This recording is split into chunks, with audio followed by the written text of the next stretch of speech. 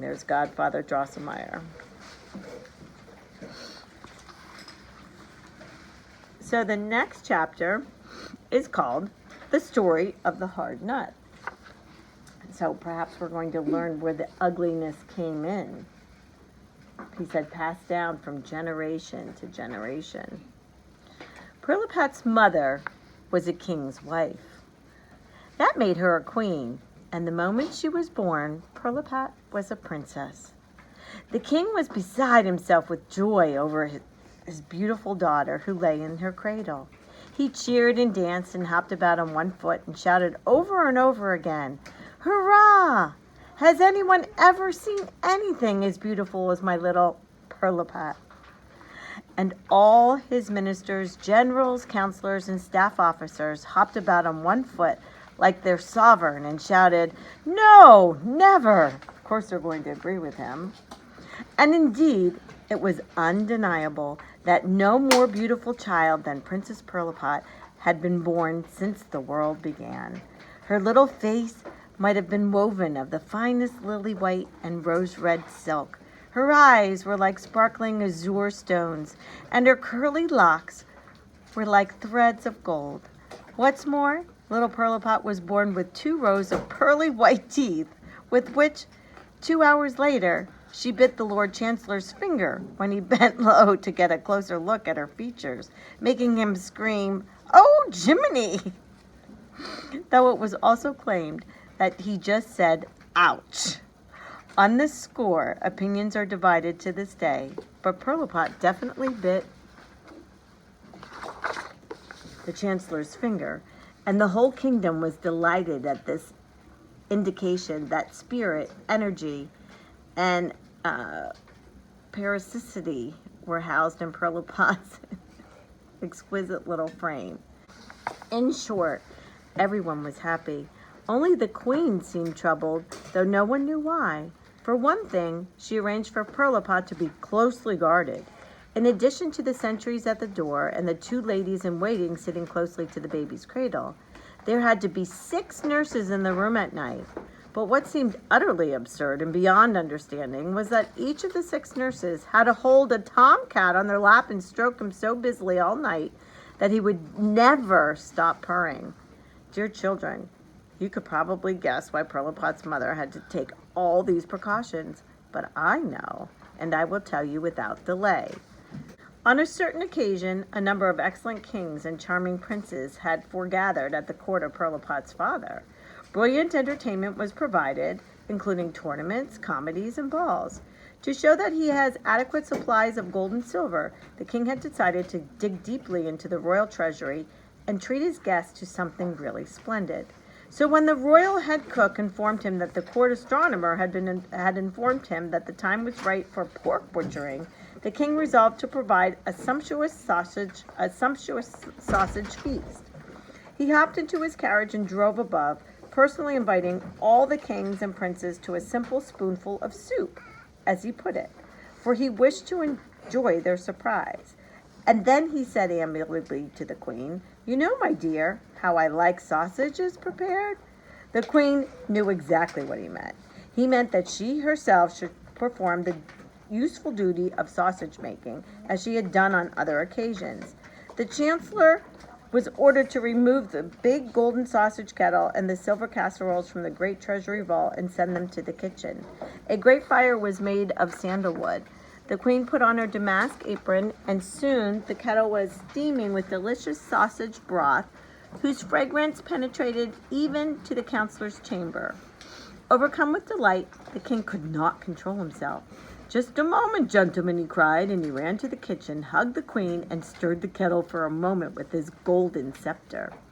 That calmed him, and he went back to the council chamber.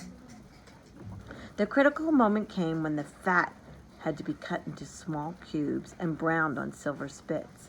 The ladies in waiting withdrew because the queen, out of love and respect for her royal husband, wished to perform this task alone. But when the fat began to sizzle, a faint whisper was heard. "Sister," said the voice, "give some of that. I am a queen too, and I too want something good to eat."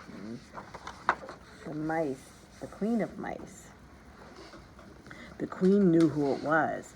It was Madame Mouserings, who had been living in the royal palace for many years and claimed to be related to the royal family. She called herself the Queen of Mosciola and had a large, I don't know what that is, retinue under the stove. We'll have to look up that word. The queen, probably like a collection. The queen was a kindly woman, though unwillingly to acknowledge Madame Mouserings as her sister. She was glad to let her share in the feast. "Very well," she said. "Come right out. Of course may you have some of my crispy fat." So Madame Mouserings came hopping out, jumping up on the stove with her pretty little paws, grabbed one little cube of fat after another as the queen forked them out to her. But then all Madame Mouserings' aunts and uncles came running, and even her 7 sons, oh no, who were dreadful little rascals. They flung themselves on the fat, and the terrified queen found it impossible to fend them off. Luckily, the head lady-in-waiting came in and chased the intruders away before the fat was all gone. The court mathematician was called in, and what was left of it was carefully divided in accordance with his calculations. Drums rolled and trumpets blared. The princes appeared in the resplendent robes of state, some on white palfreys, others in crystal coaches. Crown on head and scepter in hand, the king welcomed them and took his seat at the head of the table. During the liver sausage course, the king became visibly pale, and his eyes turned heavenward. Sighs escaped from his breast. Some unspeakable pain seemed to be gnawing at his vitals. But during this blood sausage course, he sobbed and groaned and slumped in his chair, burying his face in his hands. So he's clearly not okay. Everyone jumped up. The court physician tried in vain to feel the unfortunate king's pulse. Some deep, mysterious suffering seemed to be tearing him to pieces. Drastic remedies, feather quills, and the like were attempted. The queen pleaded with him to tell her what was wrong. At length, he seemed to recover a little. He muttered almost inaudibly, "Not enough fat." In despair, the queen fell at his feet, sobbing. "Oh, my poor unfortunate royal husband," she cried. "Oh, what sufferings you have endured. You see the culprit here at your feet. Punish her severely." Madame Mouserings and her 7 sons and her aunts and uncles ate up the fat, and with that, the queen fell back in a faint. The king jumped up in a rage and cried aloud, "Chief lady-in-waiting, how did this happen?" The chief lady-in-waiting told him as much as she knew, and the king resolved to avenge himself on Madame Mouserings and her family, who had eaten the fat that should have been in the sausage. The Privy Council was summoned, and it was decided that Madame Mouserings should be tried for her life and that all her property should be confiscated. But since the king feared that she might go on eating his fat in the meantime, the whole matter was referred to the court clockmaker and wizard. This man, whose name was the same as mine, Christian Elias Drosselmeyer, promised to drive Madame Mouserings and her family from the palace forever by an act of astute statesmanship. What he actually did was invent certain ingenious machines to which small pieces of fat were attached by threads and placed them all over Madame Mouserings' apartment. Madame Mouserings was far too shrewd to be enticed by Drosselmeyer's contraptions, but all her warnings, all her remonstrances were in vain. Lured by the pungent smell of brown fat, all 7 sons and any number of aunts and uncles went straight to Drosselmeyer's engines of destruction. When they tried to nibble the fat, a gate suddenly fell, and they were captured, whereupon they were taken to the royal kitchens and executed.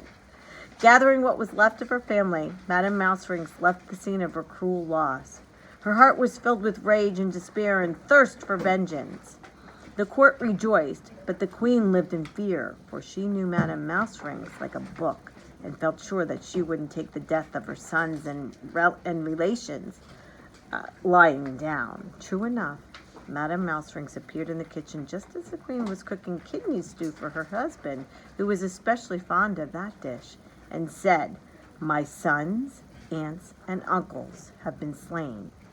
Take care, your highness, that the queen of the mice doesn't bite your little princess in two.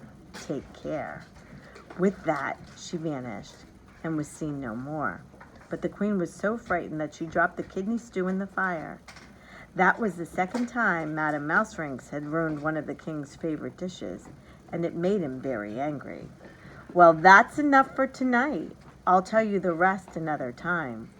Much as Marie, who had ideas of her own about this story, begged Godfather Drosselmeyer to go on, he sprang to his feet, saying, "Too much at a time wouldn't be good for you. I'll tell you the rest tomorrow." As the judge was leaving the room, Fritz asked him, "Tell me, Godfather Drosselmeyer, is it really true that you invented mousetraps?" "How can you ask such a silly question?" said Mrs. Stahlbaum.